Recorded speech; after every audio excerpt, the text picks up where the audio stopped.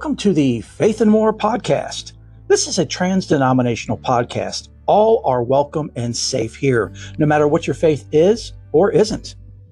My name is Reverend Angel Wise, and I'll be your host. I am an ordained licensed minister with the Fellowship of Celtic Catholic Churches International, founder and director of the Oblates Perpetual Light, a life coach, intuitive healer, and Kabbalist.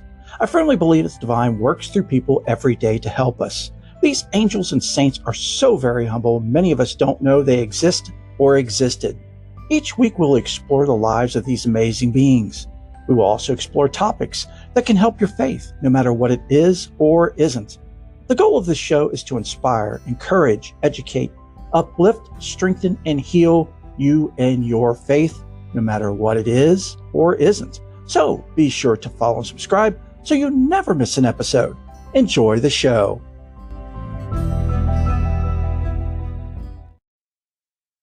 Shalom, shalom, and welcome to the Faith and More podcast, everyone. Hello, everyone.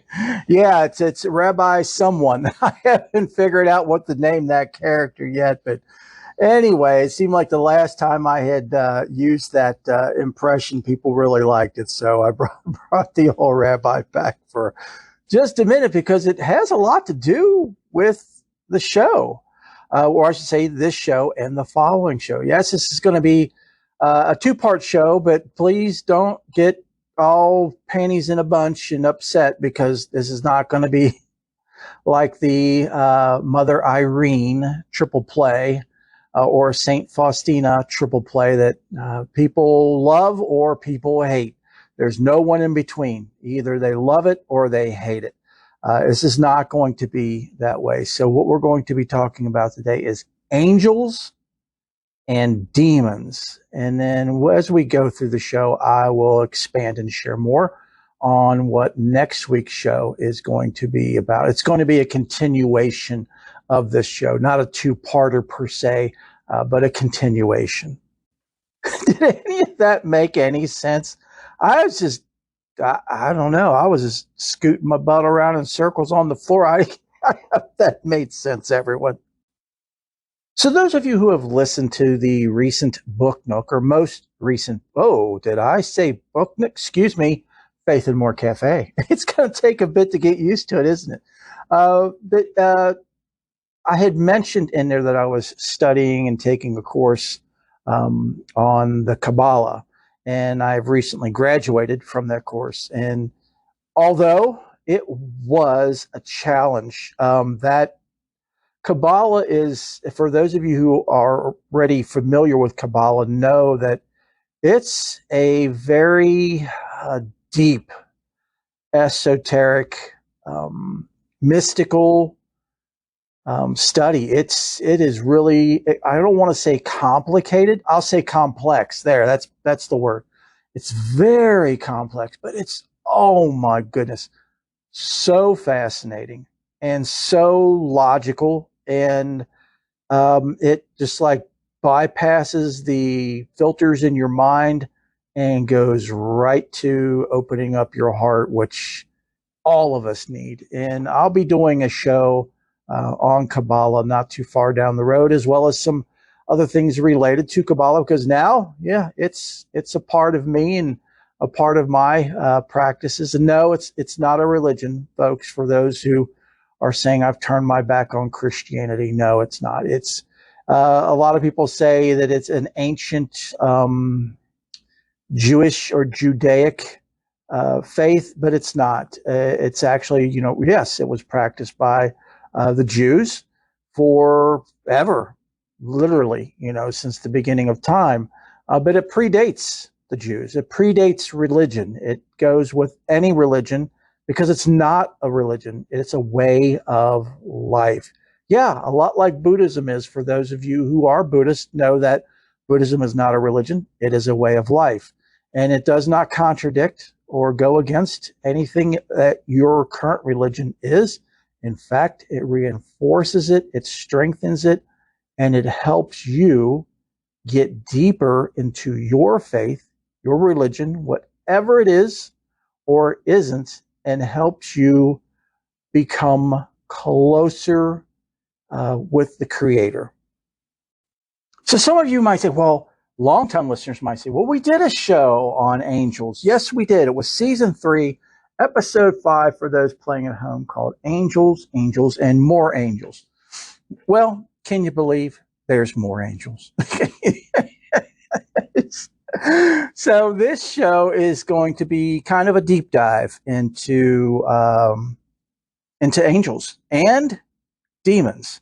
No, it's not going to be heretical and it's not satanic and none of that stuff, but you can't serve one without the other. For every yin, there's a yang. For every positive, there's a negative. So to do this right this time, before it was just kind of a something to wet your whistle, just to get you, it was an introductory to angels. This is going to go a lot deeper, and this is from my my Kabbalistic studies. I won't be able to share any of the materials that I'll be reading from, but I do have an article that I will be sharing for the second part of this show that is free, that everyone can look at, that kind of goes over what we're going over here, and more so what we're going to be covering in the next show. So what are angels? Angels, also known as malach or malachim in Hebrew, are supernatural beings that are categorized in different hierarchies. They act as messengers of the Creator and send information, feelings between humanity and the Creator. They are intermediaries between the upper worlds and Earth and oversee everything that occurs on Earth. Angels were created before the Earth was made. When the Creator said, "Let there be light," they were used in the creation of man and are envious of man's free will. Not all angels thought that humans should be part of creation. There are both good and bad angels. Fallen angels are negative messengers rather than evil beings. Okay, I'm going to say that again. Fallen angels are negative messengers rather than evil beings. Okay? They are not physical in nature, but spiritual beings and should not be worshipped. Angels are not material beings, but are likened to a single emotion, feeling, or material controlled by the Creator for his purpose, or I should say its purpose of creation. They have no fixed form or appearance, although it's common to depict them as people with wings and wearing long robes. Angels are seen in accordance with the perceptions of the person seeing them, and so accounts of angels are from the viewpoint of the person that received the vision. And we hear about this all the time. When we spoke about it back in that show, again, that was season 3, episode 5. We talked about that then, as far as, people who see angels and they see them differently. There's that guy that helped you on the side of the road when you were stranded in the middle of nowhere with a flat tire, or your car was broken down, or you were stranded and, someone picked you up and gave you a ride somewhere, but then they just vanished. They just disappeared. Or, you were having a very, very bad time and you're driving and you're distraught and you're, contemplating on, ending your life, and you see a hitchhiker and you're like, oh, I don't care, So you pick the person up, and as you're driving that person to their destination, they make you feel so much better and they heal you, literally heal you. And when you drop them off, they just vanish. I mean, they go wherever they go. And then, people have gone back, like, it's such big urban legend stories about that, picking up a hitchhiker, taking them to a diner and dropping them off. And then the person going, you know what? I wonder how that person is, and goes back to the diner and says, hey, I'm looking for so-and-so, such and such, and giving a description of that person. And, either the person at the diner that's worked there forever doesn't know who you're talking about, or says, we get this all the time. There is no such person that comes in here, but people constantly say they're being dropped off. These are what angels are. They take on an appearance that we not only can understand and see, but that we're comfortable with. Because of course, if they burst into in on you with 7 wings and eyeballs all over them, you would, well, I know I would have a heart attack. So what they would be setting out to do would not be what their end game would be. So angels are manifestations of specific impulses. Each is a spiritual reality within its own unique content, qualities, and characteristics. It's easiest to view them as forces of energy. Spiritual deeds and acts of sharing create an affinity with the positive aspect of energy, drawing positive angels to us. However, negative actions attract the force of destructive angels to us. Good and bad fortune is not thrust on us. We are directly responsible for the angels in our lives and which angels make contact with us. Angels have no free will of their own. They are drawn to us by a type of energy that emanates from our words and our deeds. So that I found very fascinating, and it made incredible sense that like attracts like. If we're in a positive, upbeat mood and thinking positive and loving and helping, then we attract that. We attract that energy, which means we attract those types of angels. But when we're negative, we're hateful, we're throwing a fit or a tantrum, or we're abusing others verbally, physically, whatever, or doing someone harm, that's attracting the negative energy. And as we know, like attracts like feeds like. So positive feeds positive, negative feeds negative. But again, we have to remember, we have the free will, they don't. So we're like a battery charging. So if we're negative in negative mode, we're attracting negative energy and we're using them as fuel for our negativity. The same applies to the positive. If we're positive, we're attracting positive energy that's fueling our positiveness. Okay, so archangels are the ruling angels. They are directly associated with the Creator. Each of the Sephiroth is associated with a type of angel and is overseen by a particular archangel. So the Sephiroth is a representation of 10 spheres in the Kabbalah tree of life. It's also associated with the hierarchy between us and the Creator. The Zohar says that the Creator sent Archangel Raziel with a book for Adam, which described 72 kinds of knowledge, virtue, and power, each of which was associated with its own angel. So the Zohar is an ancient text associated with Kabbalah, and Kabbalists refer to that. It has the Torah in it. It has all kinds of the Talmud. It's got different things in it from the Jewish faith, but it's again not Jewish. It's all encompassing. It's trans-denominational, literally.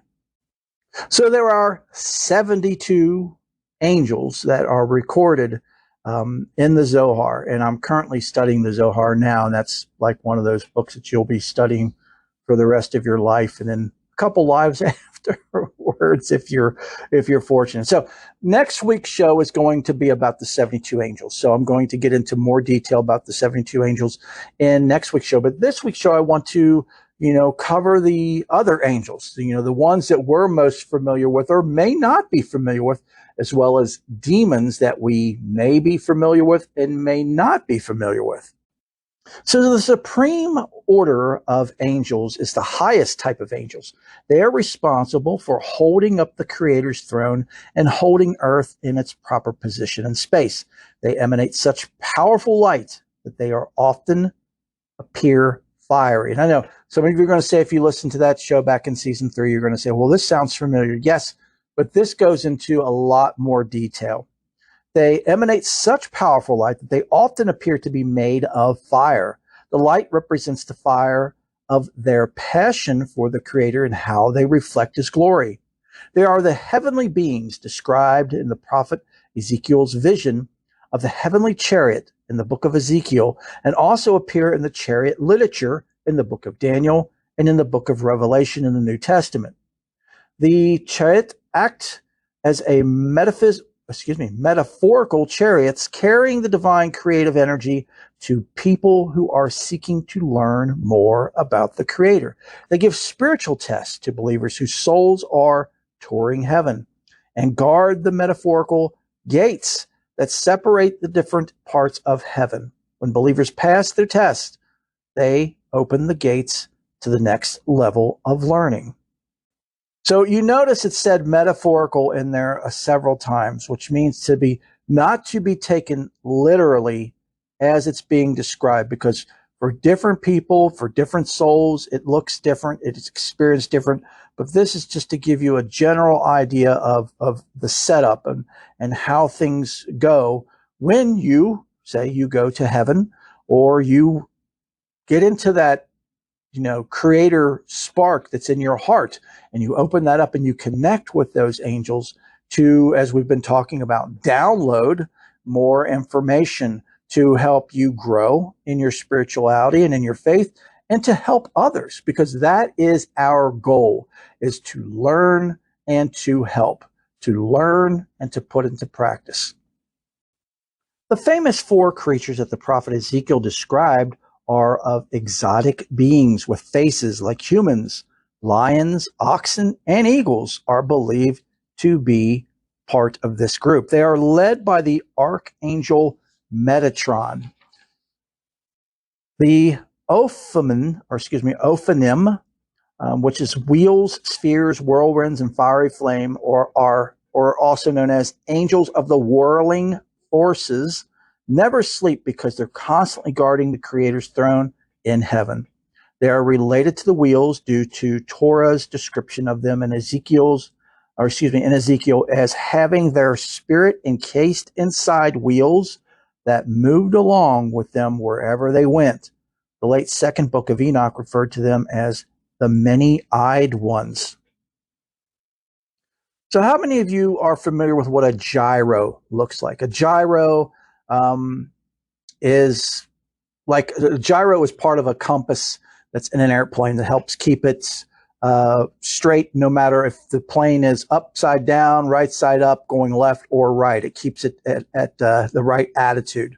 So I have seen a lot of depictions of these types of angels, of the Ophanim, as they look like gyros, like a wheel within wheel within wheel, like metal wheels inside each other, and they're constantly spinning, but there's tons of eyes inside them as well. And that's what I've seen artistic renditions of them. But again, that's just a metaphorical description. That's just one person's vision, Ezekiel's vision of what they look like. Like I said, Ezekiel's seen them one way and Enoch's seen them a different way. So, we will see them differently as well. Okay, so this group of angels is led by the archangel Raziel, R-A-Z-I-E-L. Next are the Banah, or Alarim, are also known as strong and mighty ones. These are agents of earthly justice and are known for their courage and understanding. They are led by Archangel Zaphiel. Next is the Chesed, or Hashmilim. They are brilliant ones. They're known for their love, kindness, and grace. They have been described as wearing long gowns that reach to their feet, hitched with a golden belt and adorned with a green soul. They carry a golden staff in the right hand and the seal of the Creator in the left. They are led by Archangel Zadkiel. Next are the Gevurah, and the Gevurah are the seraphim, or flaming ones, and they're known for their works for justice. They are associated with the color white and are said to form continuous rings around the throne of the Creator and the great central sun, while continuously singing, "Holy, holy, holy, God Almighty." They have 6 wings, 2 covering their face, 2 covering their feet, and 2 used for flying. Again, this is all metaphorically speaking. I guess they didn't put their makeup on, so they're covering their face, and they have an issue about their feet being exposed, and they don't have sandals, so they're covering their feet. I don't know. Insert whatever description you would like. Traditionally, they are the highest rank in Christian angelology. I had never heard of that word before now, or before the study of this. So, what do you do for a living? Oh, I work in angelology. Although the fifth rank in the Jewish angelic hierarchy, their name derives from the fiery imagery often associated with the presence of the Creator. They are led by the archangel Shamiel, also known as Samuel. Next are the Teferet, Malachim. The Malachim are described as brilliant and shining ones and are usually represented in a group. In Christianity, they are known to be angels of miracles, encouragement, and blessings, bestowing grace and helping people who struggle with their faith. They are led by the archangel Raphael. And Raphael, or Raphael, however you want to pronounce it, is also known for healing. A lot of people, I know Haven, that's one of her favorite archangels is Raphael, calls upon that angel quite often for healing for others. So some of you might be scratching your head saying, man, you lost me a couple of categories ago. What are we doing?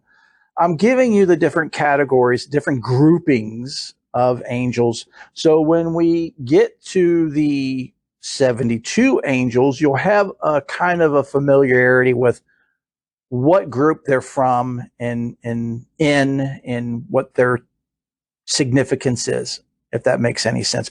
Believe me, it will. Once we get finished, it'll make sense. Hang in there. You're doing good. Next are the Netzach, the Elohim or Elohim, godly beings, principalities, or also known as the choir of principles, are known for their commitment to the victory of good over evil. It is said that the angel who helped David slay Goliath was from this order. They have been described as being dressed in soldiers' uniforms with golden girdles. They are led by the archangel Haniel, Haniel. Next is Had, Beni Elohim. The Beni Elohim are also known as the sons of God, focus their work on giving glory to the Creator and praising Him. They bring God's messages and command the armies of heaven against the evil doings of the fallen angels. They are led by the archangel Michael. Next is Yesod, also known as the cherubim. These are the archangels of humanity. They are known for their work helping people deal with sin that separates them from the Creator. And the cherubim are the most active with us as human beings. The cherubim guard over sacred things, including the Ark of the Covenant. They are the guardians of the east gate of the Garden of Eden, where they stand with flaming swords to guard the tree of life. They minister to us in every aspect of life and include our guardian angels. So our guardian angels are cherubim, not the chubby babies. We talked about that last time. They are also known as record keepers. In the book of Ezekiel, the cherub is depicted as having a number of wing pairs and 4 faces, that of a lion and an ox, a human, and of an eagle. So they're representing wild animals, domestic animals, humanity, and boys. Their legs were straight, and their soles of their feet like the hooves of a bull, gleaming like polished brass. See, now maybe you might want to think of them as a cute little chubby baby because with wings, wings that can't carry the chubby baby. Because if you thought of this, it might scare the tar out of you. In Western Christian tradition, cherubim have become associated with the puto, resulting in depictions of cherubim as small, plump, winged babies. They are led by Archangel Gabriel. Next is the Malakut, also the Isham. The Isham are personalities, individuals, fires, flames, sparks, also known as blessed souls of the just made perfect, are the closest to the affairs of mortals. They are composed of fire and snow and are described as the beautiful souls of just people who reside in the fifth heaven. They exist primarily to extol and praise the glory of the Creator. They are led by the archangel Sandalphon, also known as Azazel, Zephaniah, and Metatron. Okay, so sorry for the interruption, but Spirit just tapped me and said I need to explain a little bit more, especially to our Christian listeners, as to why I'm talking about all this, and especially who cares about the 72 different angels. What does that have to do with me? Well, when I get to the 72 angels, I will be sharing with you how you can call upon them. There are an individual psalm for each angel, each of those 72 angels, that you can call upon them for help. So if you're interested in that, which I highly am interested in it, and I think most of you would, if not, it'd be interesting just to have in your toolbox to refer to.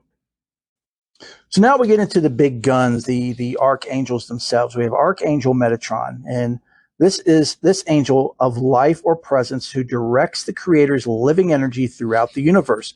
Metatron connects humanity on Earth with the divine energy of the Creator and helps people incorporate the sacred energy into their lives. Metatron also brings spiritual balance to all parts of creation and helps people achieve spiritual enlightenment. Metatron presides over all the other archangels and guards the divine throne. He records good deeds and serves the divine Merkaba, which is the chariot. He is the twin brother of Archangel Sandalphon. Metatron lived as a human man, the prophet Enoch. And while he was still Enoch and arrived in heaven, he was transformed into a spirit of fire and given 36 pairs of wings, along with innumerable eyes. Metatron is also the angel who led the children of Israel through the wilderness after Moses took them out of Egypt. So show of hands, how many of you have heard of the Archangel Metatron? Now, I know those of you in nature faiths know Metatron forward and backward, but for Christians, how many of you have heard of Metatron? I'm sure many of you haven't. And this is the archangel of archangels. Now, when we think of the highest archangel, what's the first one that pops into our head? Saint Michael, right? Michael the archangel, right? He's not the highest one. He's the most well-known, yes, I'll give you that, but he's not the one in the hierarchy. So here we have Metatron, who is the prophet Enoch. That is super cool. For those of you who are studying your Bible, Christians who are studying your Bible, I hope that you are. Look this up. Go back to the book of Enoch, or, well, yeah, that's the Gnostics, excuse me. Go back to, Enoch in the Bible and look at that, and then read it from the perspective of Enoch being an archangel, and see what you get from that. Then I bet it would be mind-blowing. So those of you who are wanting to look it up, New Testament, Enoch is mentioned in the Gospel of Luke, the Epistle to the Hebrews, and the Epistle of Jude. Again, for those playing at home, Metatron resides in the seventh heaven alongside the Creator. He governs the tree of life and teachings of Kabbalah. Next, we have Archangel Raziel, Raziel, which means secret of God, is the angel of mysteries who reveals divine mysteries to people to help them become wiser by showing people how to incorporate their knowledge into their lives in practical ways. Raziel helps people reach their full potential. Heavens to be, isn't that something we all need? I mean, definitely. I mean, that is like the archangel number one on my list is to help become wiser and to help us incorporate that wisdom into our lives in practical ways that we can help not just ourselves, but everyone. The book of Raziel, the angel, relates his interaction with Adam out of Eden. Adam prays and apologizes to the Creator for betraying his trust by eating from the tree of knowledge. The Creator sent him, Raziel, to help him. Raziel provided Adam with information, including how to speak and the power thoughts can have. He describes the laws of nature and of the planets, of life on earth and of life among the stars. In heaven, Raziel stands close to the Creator's throne. Next, we have Archangel Zaphkiel. It's Tzaphiel, which means knowledge of God. This is the angel of compassionate understanding who leads the angels who send the spiritual energy of understanding to people and helps people learn more about the Creator. It represents the feminine aspects of creation, emanating unconditional love, forgiveness, non-judgment, and compassion. Next, we have the Archangel Zadkiel, which means righteousness or justice of God. Archangel Zadkiel is the angel of mercy who sends the energy of the Creator's mercy throughout the universe. That involves inspiring people to be kind to others and giving people peace when they pray, so they can be confident that the Creator will answer their prayers according to what's truly best. Zadkiel was said to be the angel who prevented Abraham from sacrificing his son Isaac. Zadkiel brings joy, benevolence, justice, liberation, and freedom, as well as the ability to perceive many things at the same time. This angel helps in matters of prosperity and money. Now, see, we're learning the deeper levels of what goes on in our life. You know, what we just see, taste, touch, hear, feel doesn't even scratch the surface of the infinite levels of reality and creation. That, here when we're praying, and we get this feeling, overwhelming feeling that things are going to be okay, that's Archangel Zadkiel, or one of their representatives, touching us and letting us know that, our prayers are reaching the Creator, and that's everything's going to be okay. I mean, that's just, to me, it is off the charts. This is, and again, I know this can sound like stick in the mud information, like worthless, but to me, it's just very, very fascinating, and I couldn't wait to share it with all of you. Okay, next we have Archangel Chamuel, spelled Chamuel, or Chamuel, also pronounced as Samuel, Camuel, many different types of Camuel. And this means he who sees God is the angel of peaceful relationships and strengthens relationships so people can experience peace. Chamuel tests people's beliefs and motivations. This angel helps in all matters of the heart and assists with all mental activities, bringing concentration. Chamuel also helps with the healing of family relationships and helps find missing items. The next is Archangel Raphael. God who heals is what Raphael means. It means this angel balances and makes whole humanity and animals. They warn of danger and encourage devotion to causes. Raphael inspires musicians, singers, and composers. Some Kabbalah scholars place Raphael in the Hod, H-O-D. Raphael is one of the three angels who appeared to Abraham in the oak grove of Mamre in the region of Hebron. He is one of the five angels who keep watch over both the celestial and terrestrial worlds. Next is Archangel Haniel, Haniel, also pronounced Hagiel or Aniel.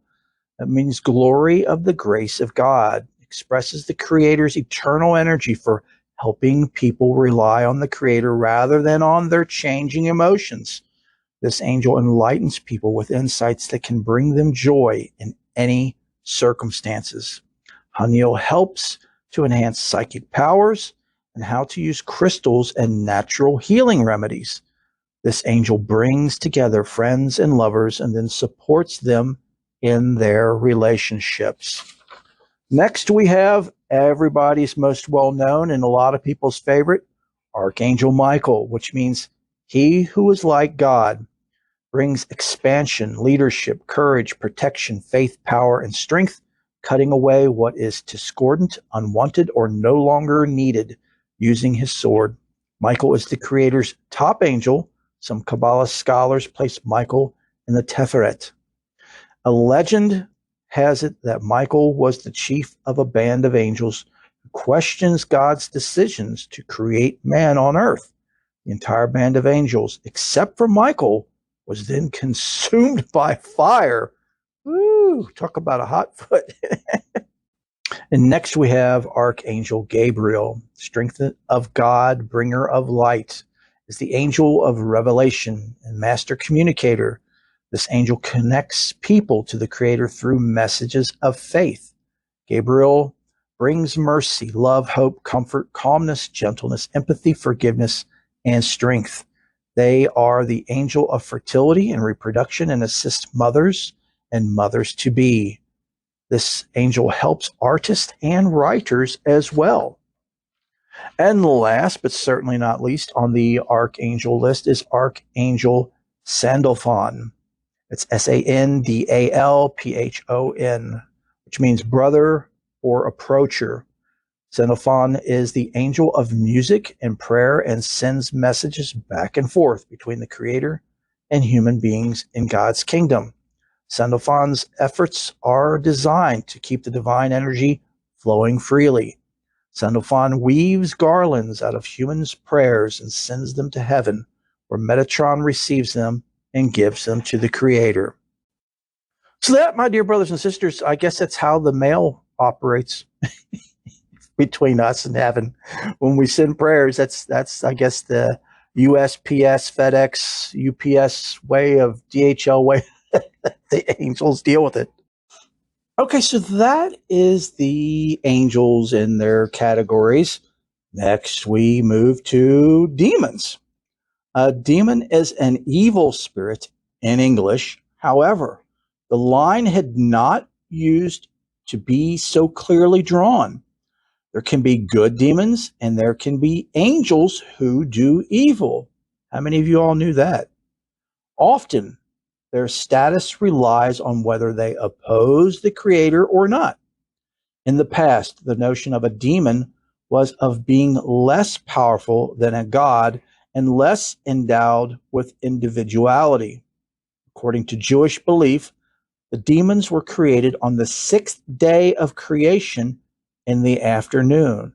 The Creator had made their souls and given them their intelligence and power, but ran out of time before the Sabbath, and so the demons were not completed. Because of their unfinished state, they became resentful and jealous of humanity. Demons might look like a normal person, but traditionally have chicken feet or the legs of a goat. I don't know, some of you might be listening saying, well, that's Jewish. Good for them, good for the Jews, but I'm a Christian. Remember, folks, Jesus was a Jew, and an enormous amount of Christianity, enormous amount, comes from the Jewish faith. So these demons are earthly demons. Others are rebellious angels, or, as in the case of Lilith, primordial humans who disobeyed the divine plan. They are all instances of life energy gone awry or being misappropriated. Now, I have a theory on Lilith and a belief on Lilith that is contrary to all of this. And if they don't mention her again in this article, I will make a note of it. But yeah, I'll end up doing a show on Lilith exclusively. The role of demons in our world is to frighten the person or damage them, particularly mentally. A demon may simply be an evil spirit without a corporal form. According to the Zohar, there are three main types of demons: those who are similar to angels, those resembling humans, and those who pay no respect to the Creator and are like animals. Demons resemble angels in that they fly and have no permanent physical form. They resemble humans in that they eat, reproduce, and die. Demons can have sex with humans, who may give birth to new demons. As demons don't have real bodies that cast shadows, such propagation human occurs in dreams. So that's how they procreate, is in dreams with humans. And the birth takes place through the imagination. Some demons are formed whenever a man improperly spills his seed. Demons can be overpowered by humans, and those who know how to capture their power can put demons into service. King Solomon had a magic ring called the Seal of Solomon, for those of you who don't know, which gave him power over all demons given to him by the archangel Michael. He used this to capture Asmodeus, king of the demons. In the same way as each Sephirah on the tree of life is associated with an angel, the Sephiroth's twins on the tree of death are associated with the Klipot that can be represented as demons. There are many alternative lists to the one given below, which we're going to be covering here. So it's just, again, saying for every positive, there is a negative. So if you're familiar with both, you know how to navigate through both. So when one's presenting itself, you know how to act, react. When the other one is presenting itself, you know how to act and react. So next we're getting into the groups of demons. The Thamiel, Thamiel, are represented by two giant heads with bat-like wings. The ruler of the Thamiel is Satan. Satan was the chief of the angels, but after the Creator created humanity, Satan and his angels refused to bow down before Adam. In other words, he insisted on the sole right of pure spirit and transcendence and refused to allow pure spirit to find completion and self-realization through the act of emanation and creation. Satan therefore represents spiritual pride and arrogance. Okay, so we see what the representations are of these. See, again, because it's getting into explaining these things in mythological type of ways, like the Bible does as well. So in this case, this type of demon, or this group of demons, represents spiritual pride and arrogance. So if we're overcome with spiritual pride and overcome with arrogance, we can say that, that's Thamiel, and, that's that group of demons that's causing havoc on us, or helping us to believe what our ego is pushing. So the next group is Chagiel, Chaigidel, which is confusion of the power of God. So Chagiel is the name of the corresponding, or Klippa corresponding to Shakma. They are demons, the hinderers, described as black evil giants with serpents entwined around them. And they are attached to lying and material appearance, in opposition to those of reality and wisdom. So again, metaphorically, this is what they are supposed to look like. But in reality, what that they represent is lying and material appearance, being possessed by, wanting to have the best and look the best and better than everybody else. The next grouping is the Sathriel. Oh, excuse me, I just need to back that up. The person that rules the Chagiel is Beelzebub. Lord of the Flies is associated with the Chagiel. So again, the next group is the Sathriel, Sathariel,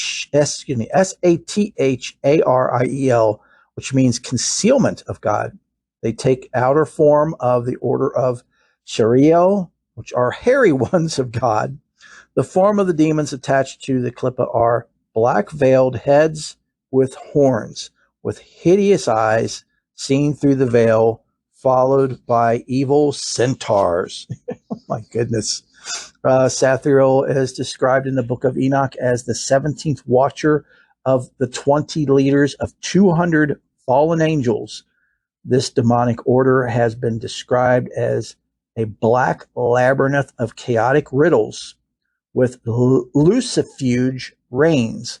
Lucifuge means one who flees light, which may be an alternative name for Lucifer, the light bearer, after his fall. Again, folks, these are metaphors, and we just have to remember that, these are the things, what they represent is the core.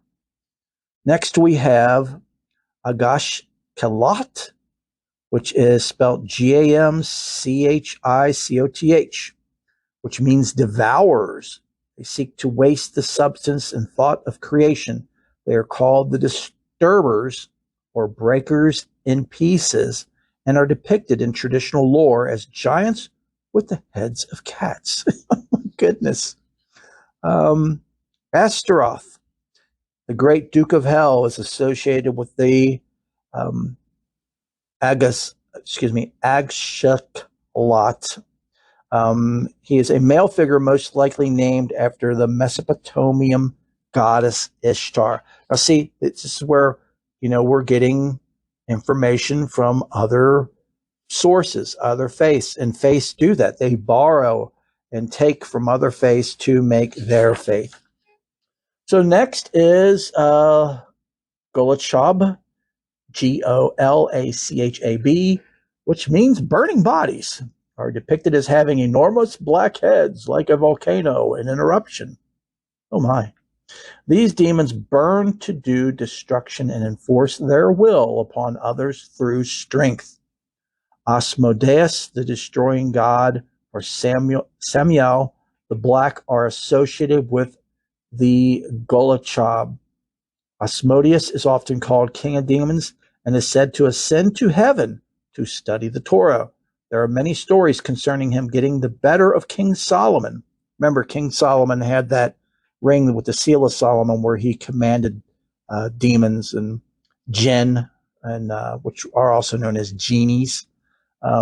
Asmodeus married Agrith, the queen of the demons, and they are attended by tens of thousands of other demons. Next is the Thagaron, which are disputers, also known as painful movers. Those who below grief and tears are great black giants who are always working against each other. They build ugliness and groan about it. Belphegor, Lord of the Dead, is associated with the Thagrian.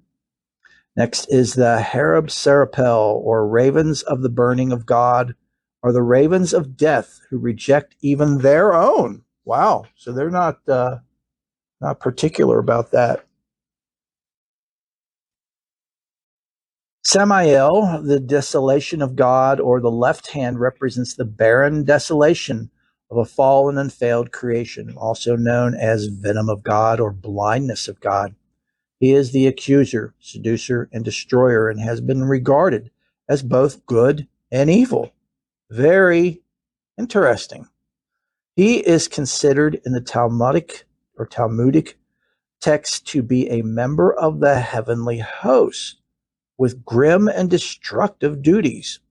One of Samael's greatest roles in Jewish lore is that of a main archangel of death.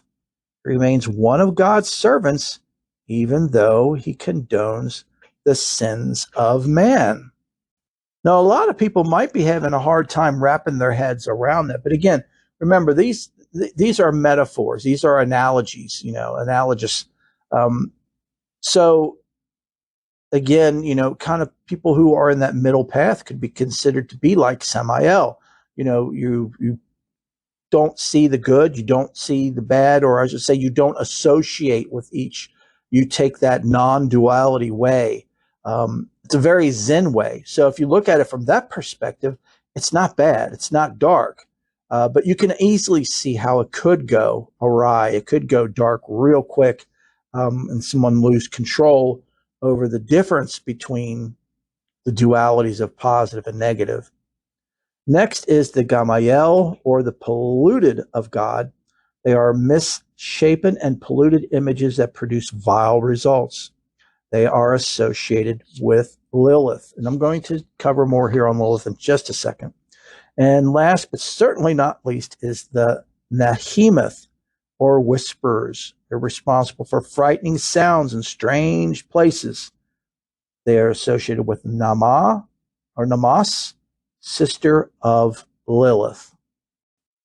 Okay, so that's all of the categories or groupings of the demons. And as we see, again, it's allegorically, it's,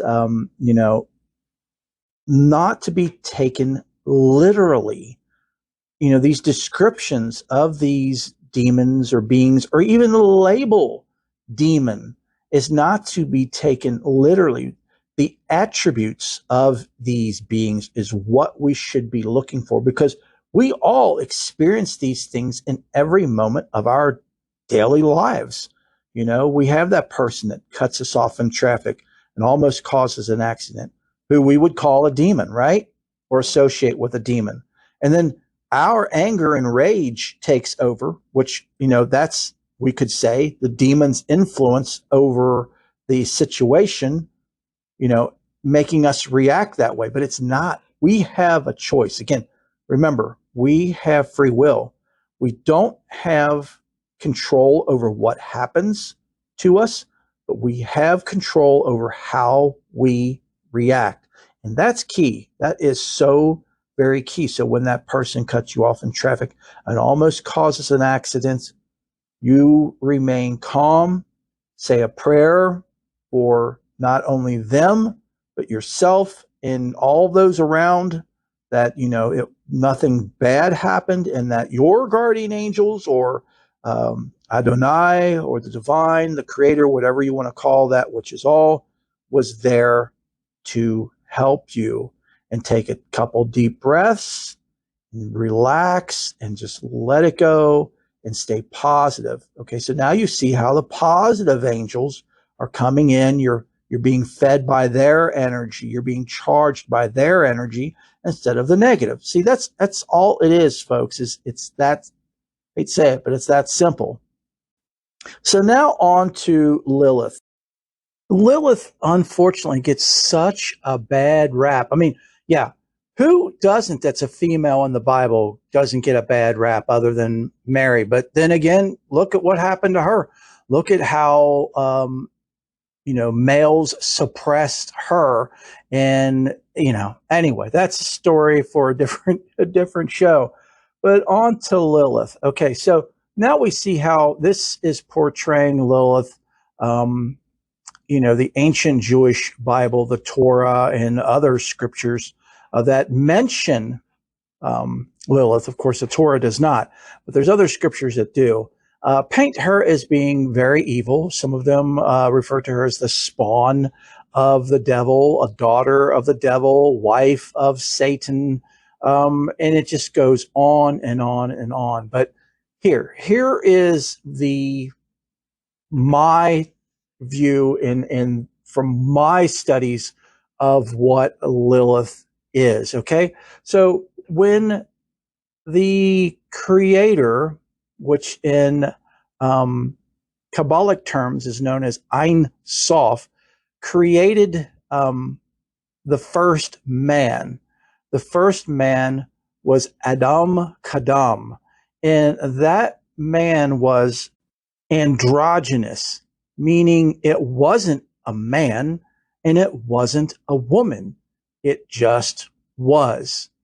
So the creator was like, we need, because the creator created Adam Kadam to experience itself, because as the creator, it cannot experience itself because it is literally everything and nothing at the same time. So by creating this image of itself, or this being, it was able to experience itself. But, or I should say, however, that being was quite limited in its experience.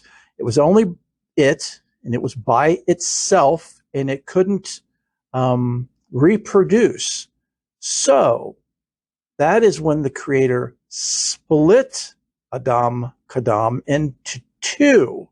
So that's when Adam, the first man, was created, and Lilith, the first woman, was created. Okay, you all with me to this point? Now, as the story goes, or as one of the stories go, the male version or male dominated society's version of what they said happened was that Lilith refused to obey Adam and do as he commanded. And she turned on him and she turned on God by leaving Eden. She just up and left. And that's been added on to by saying that by leaving Eden, she opposed God. So God cursed her, turning her into some kind of flying reptilian thing with bat wings. And other people say she's a beautiful, seductive woman who's like a snake and seduces men. And it just goes on and on and on. The garbage, literally the garbage. If you study, I mean, really, sincerely, unbiasedly study scriptures, you will find these things out. And it is utterly just garbage. So on the feminine side, what they believe had happened, their take on this story was that, or is, that Adam tried to be dominant over Lilith. Now, since they were split from the same being, they are equals. One is not higher than the other. One is not subservient to the other. However, as the story goes, Adam wanted her to be subservient. She refused. Okay, so see, those two stories match up to this point. He wanted her to be subservient. She refused. Story goes on now, the feminine story goes that he attempted to rape Lilith because she refused his advances, because he's a jerk, to say it very politely. So she left Eden because she was part of the Creator, and her and Adam were half of one whole. She was able to manifest wings, and she flew away to start her own life. Again, she is now a co-creator. If anything, even more so, being the feminine aspect. But again, we have to keep in mind that the two, one is not superior over the other. However, as we know, males have certain traits that females don't, and females have certain traits that men don't. So, those are the allegorical stories, or the metaphorical stories, or the parables, one could say, of the stories of Lilith and the first created human that was androgynous. And I mean, again, you guys can research this and you'll see the same thing. But we have to look deeper into this, look into it deeper, that again, this is an allegory. This is a metaphor. This is a parable. This is not to be taken, literally. Again, folks, remember, and this is something that's key, that probably 99.9% of the people that study the Bible, even theologians, miss, is that the Bible is not meant to be taken literally. It is a roadmap or a journal that is supposed to be something you relate to in your life. And I'll get to that here in a moment. Why do you all think that when Jesus taught, he taught in parables? He taught in story. Just like all of the previous great philosophers of time, forward and backward, and still today, teach by stories, or as we call them or refer to them as myths or mythology. These stories. Why do you think they do that? Because you are supposed to read these stories and interpret what's going on in the story to what's going on in your life. So, with Adam Kadam, how can we relate to that? How does that apply to our everyday lives? People would be scratching their heads, usually saying, it doesn't. No, it does. Go backwards. Go backwards. Okay, you've got two, a male and a female. Fuse them back together. And what do you have? One complete whole that is a complete whole from the divine. Each and every living being has a male, a male side and a female side. And the thing is that we are in constant conflict. Again, the Asians and Eastern philosophies, the yin and yang, had it right for thousands of years, is that there's this constant inner battle between us, between the masculine side and the feminine side, our masculine traits and our feminine traits. Everyone has these. And the thing for us, what we're supposed to do and what we're supposed to see through this part of Genesis in the Bible is rewind it. You know, people from other faiths, the Japanese read from right to left. In America, we read from left to right in Western civilization. They read from right to left. So for us in the West, it's going backwards. The Jewish do the same with Hebrew. It goes from, or modern day Hebrew, because ancient Hebrew doesn't exist anymore. They read from right to left, from the back of the book to the front of the book. My wife does this with magazines or catalogs. She'll start with the back and go to the front. It's innate with her, you know, so that's just saying. So that's what we do. There's your key. When you're reading or studying this passage in Genesis, go backwards. Take the two and make them one. Take the masculine and the feminine within you. That's a big part of our journey in this life. And to unite the two. Make a treaty between the two. Learn to get the two to love each other and work together. Now, I'm not talking split personalities. It might seem that way, but I hope you understand what I'm saying here. So if we can do that, if we can go backwards or go from right to left instead of left to right, we will unite the masculine and feminine in us, make ourselves that one, androgynous being spiritually and mentally, the Adam Kadam, which means what?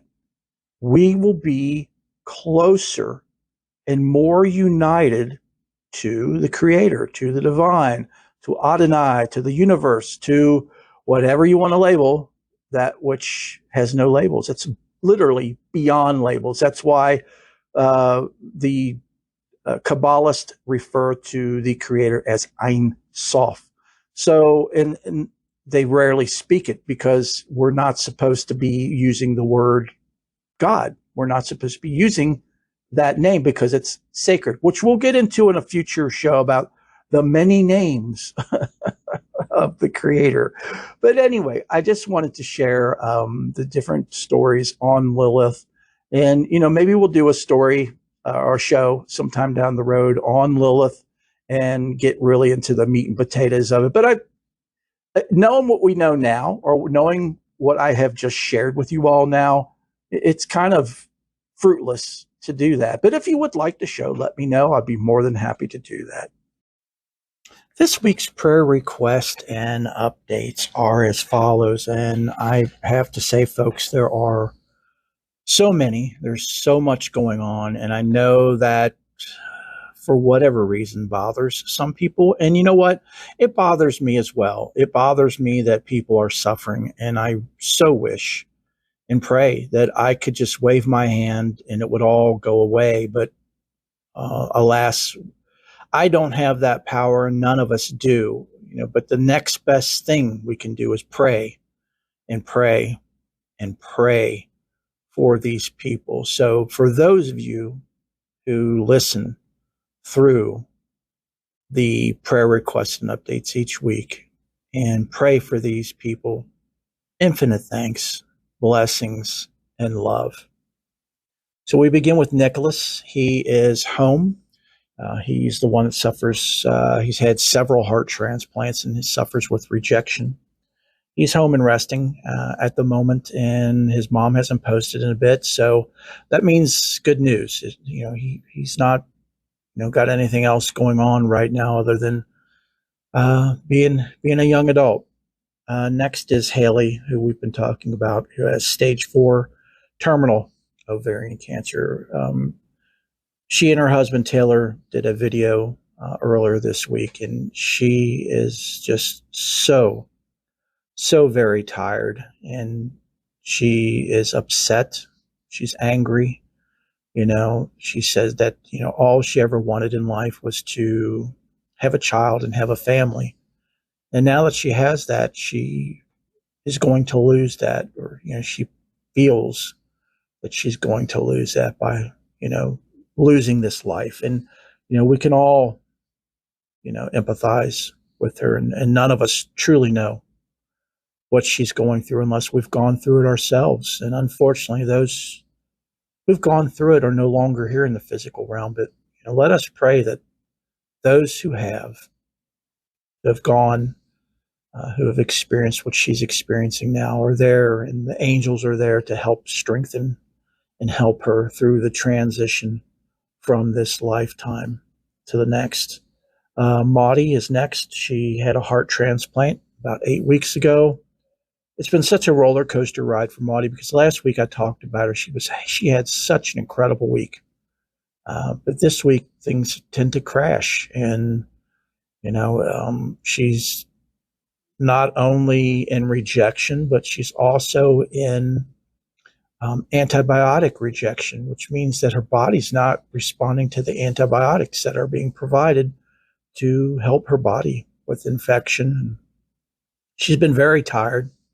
And she also has a paralyzed diaphragm on the right side, which affects her breathing. At first, doctors said it was no big deal.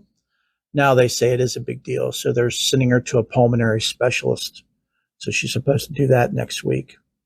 Next is Haven's sister, Stephanie. Recently lost her husband, Ray, to lung cancer. And she is financially struggling greatly, until the process of things gets switched over to her receiving survivor benefits and things of that nature. And we know that is a slow moving train. So let us please keep her and her family in heart, thoughts, and prayers. We got Sarah and Kia. Kia is now celebrating 7 months of sobriety. So we are so beyond proud of her and her mom, Sarah, who also suffers with addictions, and she's in recovery as well. And let us please keep them in our heart, thoughts, and prayers. Next is Elaine and Bob. Also, as we know, Bob has those basal cells, and that he has to have some surgery on his back to remove that area. But that's not going to be until June 7th, and I will remind you all more when we get closer to that. Next is Elaine's brother, also my uncle Clyde. He went to the hospital, to the emergency room this week, was not feeling well at all, and he ended up having to have bypass surgery Good Friday. He is recovering now, but he's in his upper 70s. So as we know, the older we get, the longer it takes for us to recover, and the harder it is for us to recover. So let us please keep him in our heart, thoughts, and prayers. His daughter Lisa and son CJ as well. More prayers for Lana, Megan, Molly, and Gwen. Lana's firstborn granddaughter passed away tragically and unexpectedly this past Monday. It was a big shock to the family. Brianna also has 2 daughters. Her oldest daughter, Riley, is 12. So let us please keep the girls in our heart, thoughts, and prayers as well as they go on their life journey without their mother. And that is Megan's niece. So they had the celebration of life for Brianna She's the one that passed away this past Good Friday. So let us please keep Lana, Megan, Molly, Gwen, and Brianna in our heart, thoughts, and prayers. Next is James and Linda. James has Alzheimer's and a lot of heart issues, some of which are his valves leaking, and the doctors don't know if there's anything they can do because of his condition. So please keep him and his wife, Linda, in your heart, thoughts, and prayers. Also, prayers for Octavia, Trish, Chad, and their family, brother Ashley and his family, brother Abel, Mike S. and Kelly, my brother Michael, sister Tanya, Cheryl. Elijah is doing better now that he has a job. Grandmother's doing better. Her name is Janet. His husband Andrew. They're starting to pull up out of the nosedive and starting to do better. So let's please keep them in our heart, thoughts, and prayers. Father Mike is getting things together and getting life together, but health-wise, things are still going as they're going. But he's trying to make the best of things. Also, his husband Eddie, who is with his mother Becky right now, who had a triple bypass and valve repair 2 weeks ago. She is recovering, so let us please keep all of them in our heart, thoughts, and prayers. Prayers as well for Emma, Jean, Kathy and Tony, Michael T, and Kyra possibly has cancer. She's still going through testing and things of that nature. So let us please keep her in our heart, thoughts, and prayers that this is not cancer. Next is Jan, who has heart arrhythmia, and she is getting help for that. And Courtney Moore, who we spoke about last week, who has a very complex congenital heart defect, and she's had 7 open heart surgeries and more medical surgeries and things of that nature for the heart. She's currently awaiting for assistance to get to Duke Hospital, and she's currently being treated to get the heart pressure down. So if that gets down, then she will be able to be put on a transplant list. So her community has rallied around her and raised a lot of funds to help her and her family be able to afford the treatment, to be able to afford to live. That's the thing people don't realize is when you're going through things like this with your health, you can't work. Family members can't work because you have to have somebody to take care of you. So therefore, all of your financial things and bills and mortgages and rents fall to the wayside. And unfortunately, we live in a society that's not empathetic to that. They have no problem throwing you out in the street in such conditions.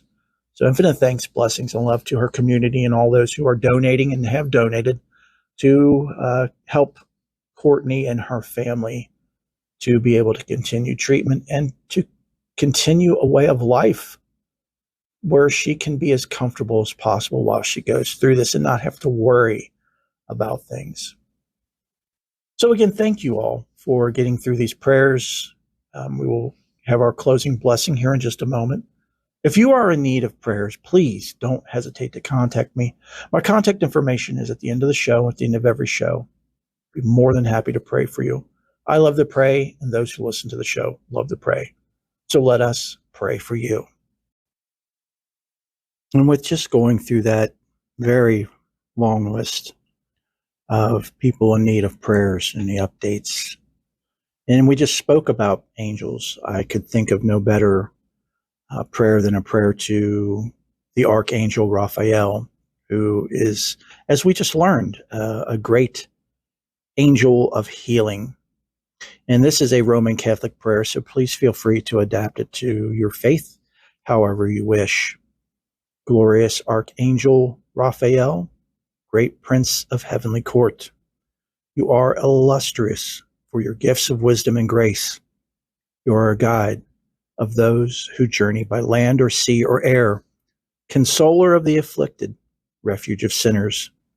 I beg you to assist us in all our needs, in all our sufferings of this life, as once you helped the young Tobias on his travels, because you are the medicine of God. We humbly pray you to heal the many infirmities of our souls and the ills that afflict our bodies. We especially ask for your favor. Here's where you would insert your intentions, which I'll pause.